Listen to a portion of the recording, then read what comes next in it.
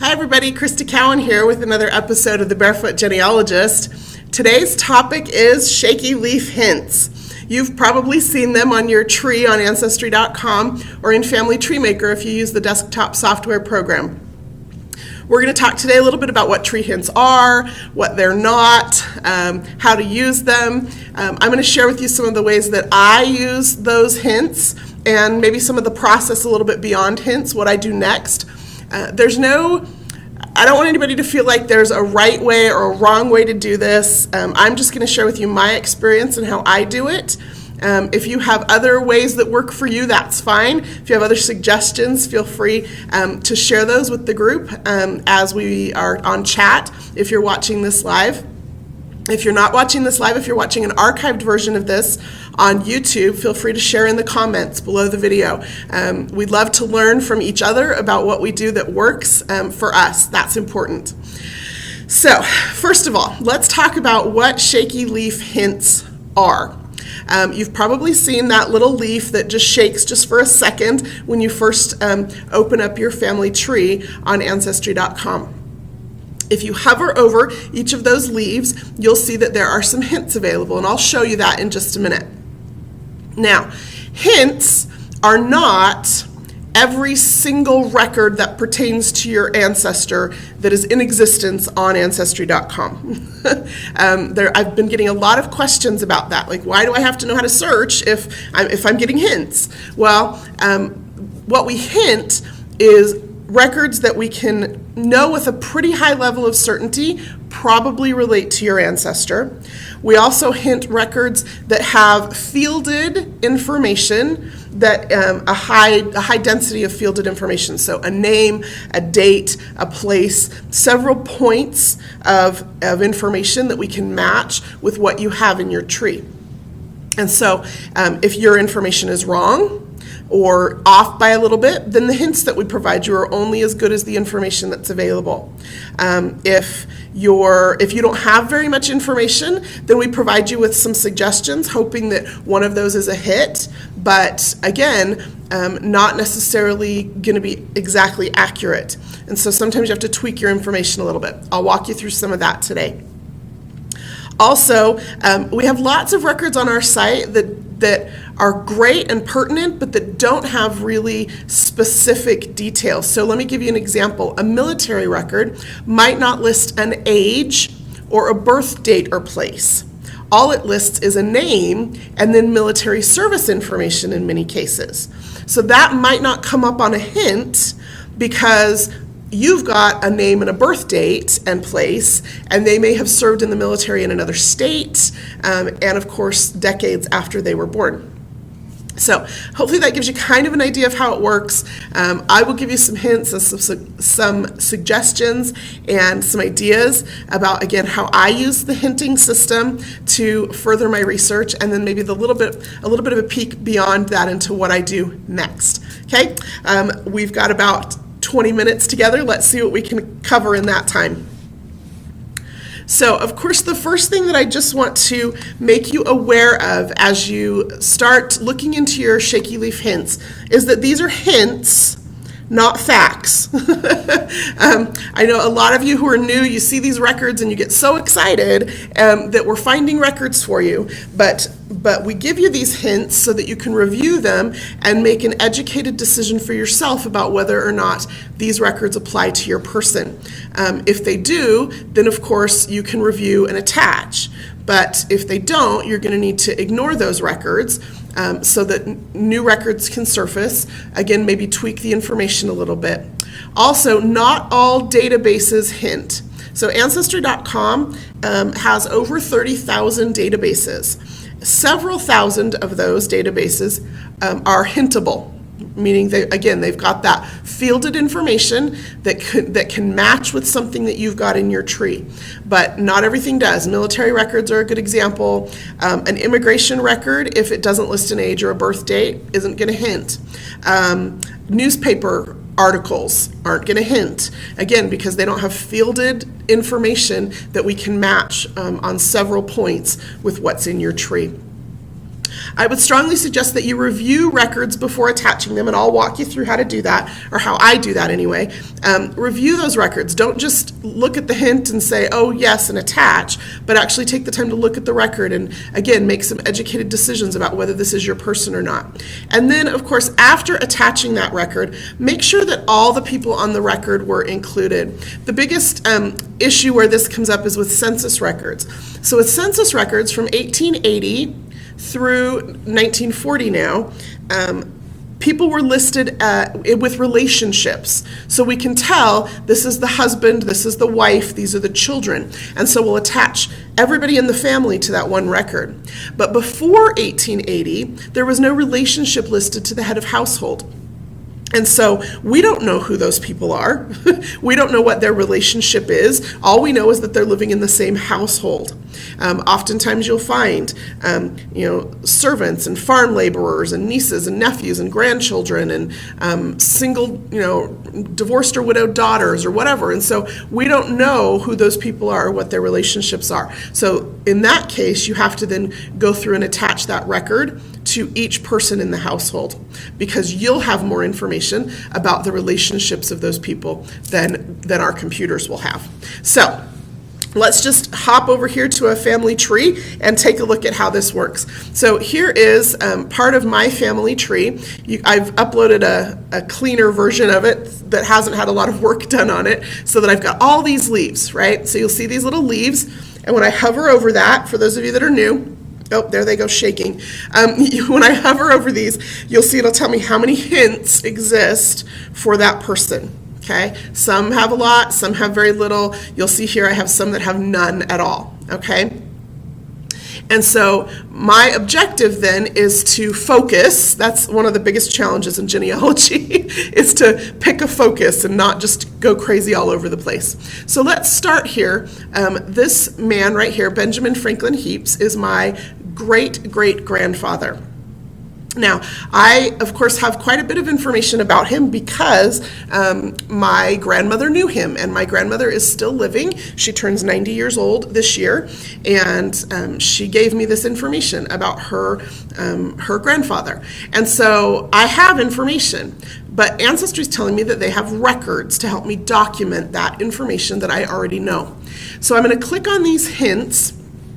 Now, before I start doing anything else, I'm going to review this whole list, right? So I'm going to look at this list in relationship to what I know about him up here, and I'm going to see what's going on, okay? So the first hint here is for other people's family trees.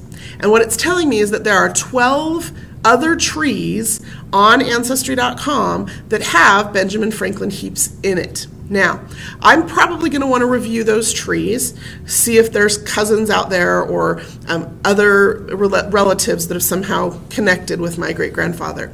But for me personally, that's not my first stop. As a matter of fact, oftentimes I'll just ignore the trees hint to get it out of the way. Now, when you ignore a hint, it doesn't go completely away. You can see here I have this ignored hints tab. I can always go back in there and pull that up and look at it again, okay? What it does is it just helps me clean up this hints list, and also it means that when I go back to my tree after I've reviewed all these hints, that leaf will be gone, okay? So it doesn't lose the hint, it just helps me keep things a little bit cleaner. Okay, next I'm just going to look through this list here and see what's showing up. So I've got a 1930 census, a 1910 census, a 1920 census, and a 1900 census. That's great. Okay, if I look at his lifespan here, he lived from 1876 to 1941. So the only census that didn't hint in this particular instance is 1880. All the other censuses for his lifespan are showing up. Okay. I can review the information here that was indexed. I know his wife's name was Eva. I know he had a daughter named Rachel, my Aunt Rachel, right? He had a daughter named Leona. So what I'm looking at here, I'm looking at these census records, and I'm thinking these are probably the right person. But then I get down here to this 1900 record, okay?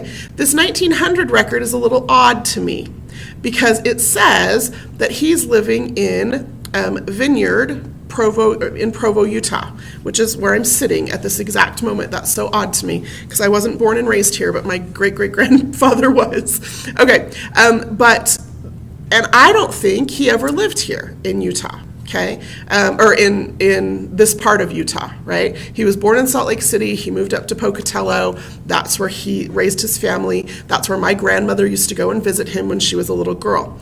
And so this one looks a little bit suspicious to me. So I'm going to want to review that rather than just clicking this review button. And let me just show you what happens when I do that. When I click this review button, it takes me to the screen that looks like this. Okay, this screen helps me to compare information, okay, and then attach it.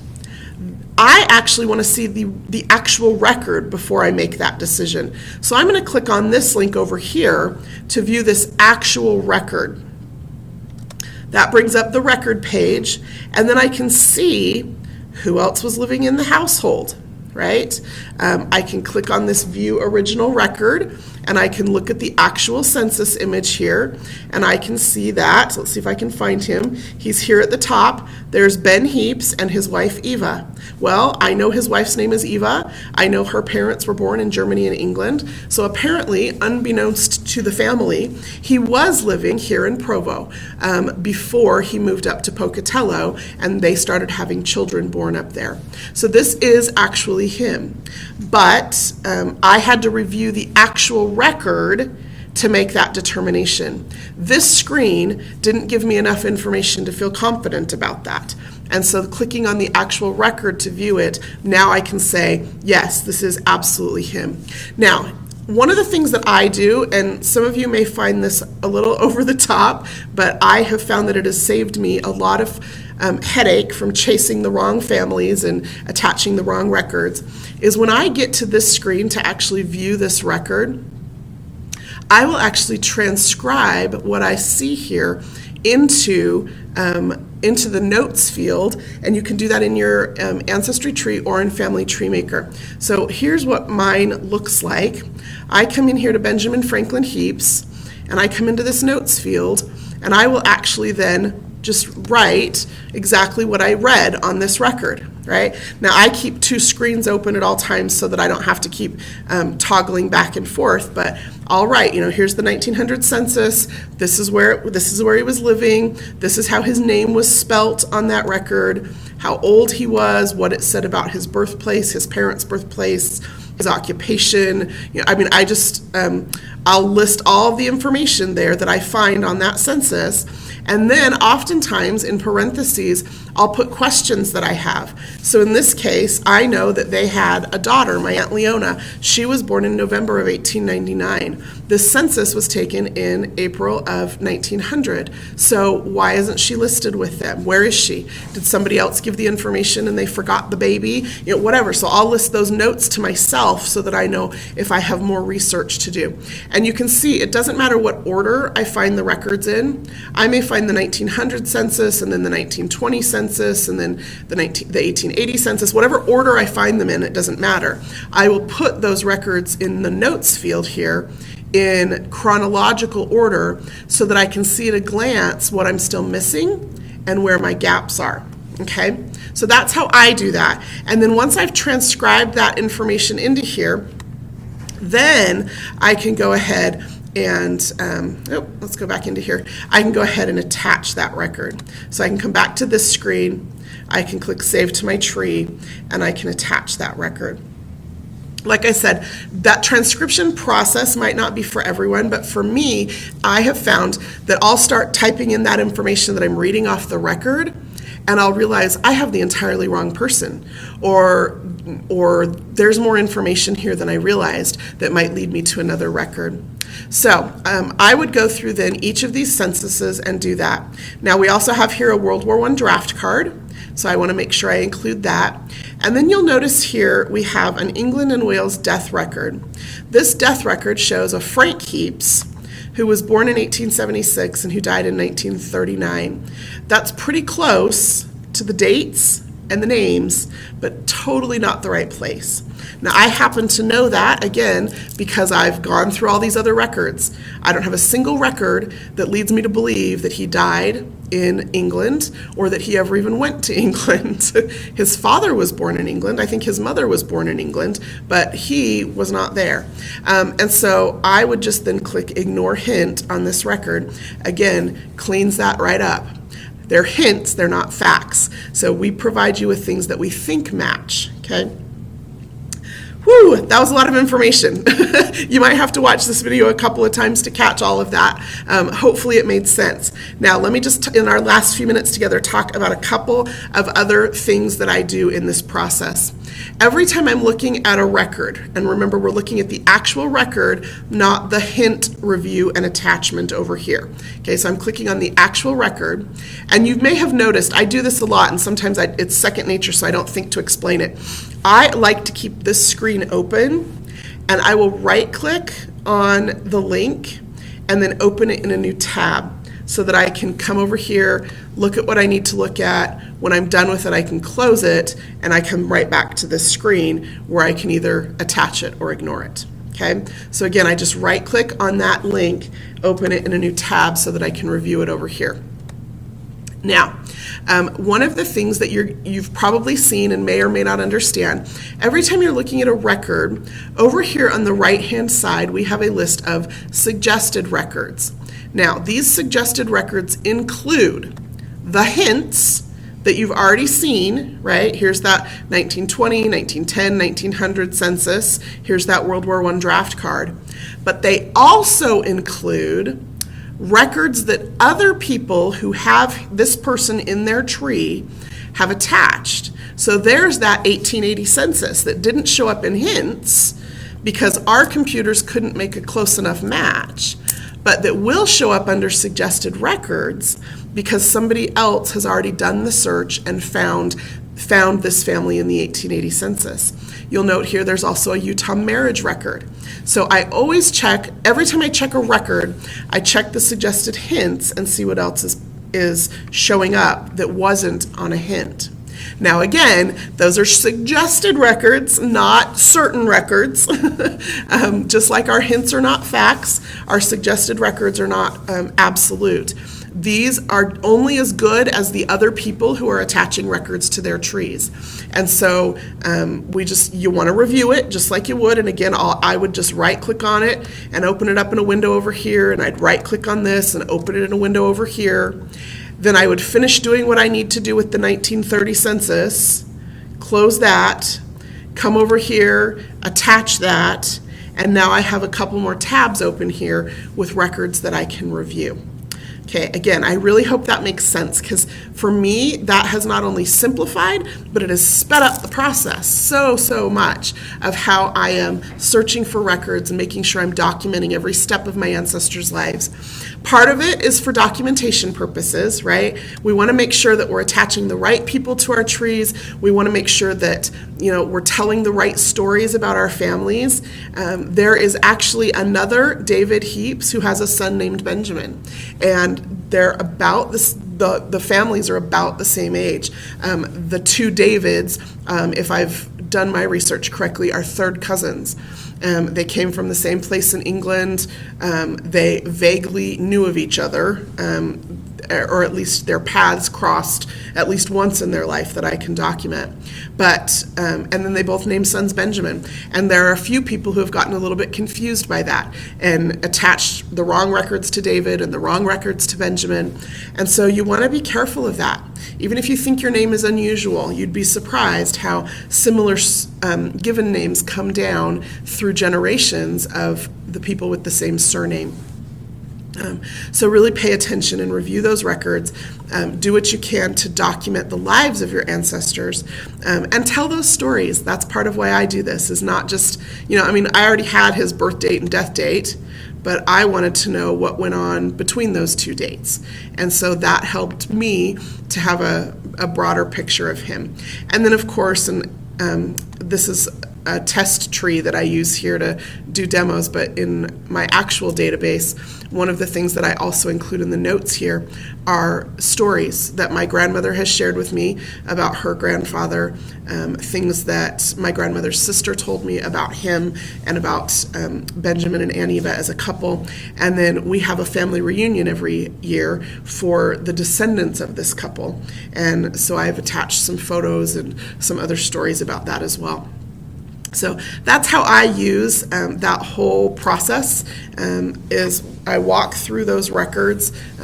I make sure that I review all the hints. I ignore the ones I'm not interested in so that it cleans up my tree a little bit. I realize that not all databases hint. I make sure I review all the records before I attach them. And I go that step further as far as transcribing what's on the record to make sure that I understand everything that's on the record, to make sure that I really do have the right person. And then, of course, once you've attached that record, make sure that all the people on the record were included. If you're attaching censuses from 1870 and before, you're going to have to attach them one at a time because there's no relationship to head of household on there, and our computers don't know how those people relate to one another, as well as you will know. Okay, and then just some final suggestions. We've touched on some of these things. Your opportunity is to review, to attach or ignore those hints. Then make sure that while you're reviewing hints, that you're also reviewing those suggested records in that right-hand column to see what other people have attached, what other records other people have attached to a similar person in their tree. And then after I have gone through those two steps, hints and suggested records, then is when I dive into search. I start to think about what other records I might find for this person. In the case of Benjamin Franklin Heaps, here we have all of the censuses now because of the suggested records. We now have all the censuses from 1880 to 1930 for his life. I'm probably going to want to go find a 1940 census because he didn't die until 41. And so that's a search I could do. In this case, I'm going to need to figure out where he was living, and so I might need to do a search in a city directory to figure that out. One of the suggested records was his marriage record. I've got a World War I draft card. I would probably want to look into seeing if he actually did serve at all. I would need to see if there was any kind of a birth record or a baptismal record for him, and then if there's any kind of a death record and or a tombstone or burial record for him. So those are the structured records that I could find. Then I might do a few searches in newspapers and see if anything was ever written about him, if there's an obituary, if there was an article ever written when he had children born, or when he got married, or when he got engaged. Just kind of search through newspapers to see some of those things. So those are some of the extra records that I might start to think about. What exists? What might I be able to find? What else might I be able to find for this person? What other stories might I be able to tell about them and about their lives? So that's how I use shaky leaf hints. Hopefully that helps you understand a little bit better about what they are and what they're not.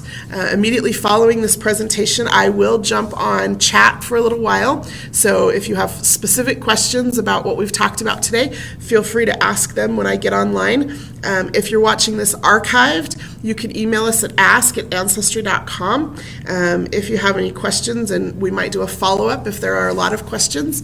Or if any of you have suggestions for topics or want to share research challenges that you're having, that helps us to put together these presentations so that we know what it is that you're looking for and what kinds of questions that you have. Be sure to check our Facebook page and click on the events tab. That will show you the dates and times for other events and live stream presentations. We do have them scheduled out through the first week of May. So if there's a topic on there that is of interest to you and you want to make sure that we cover something specific about that topic, go ahead and click on that event in our Facebook page and leave a note there on the wall for us. I do read those as I'm preparing each of these presentations. I hope that was useful. I hope that you are having a wonderful week, and I will be back next week with another episode. Oh, no, I won't. Next week, I'm actually at the National Archives in Washington, D.C. So if any of you are from there, you might want to look into the genealogy seminar at the National Archives. It's next Wednesday, Wednesday and Thursday of next week.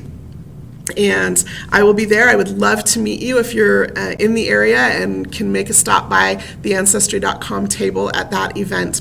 Anne and Juliana will be doing the live stream presentations next week, and then I will be back the week after that. Until next time, this is Crista Cowan. Have a great weekend.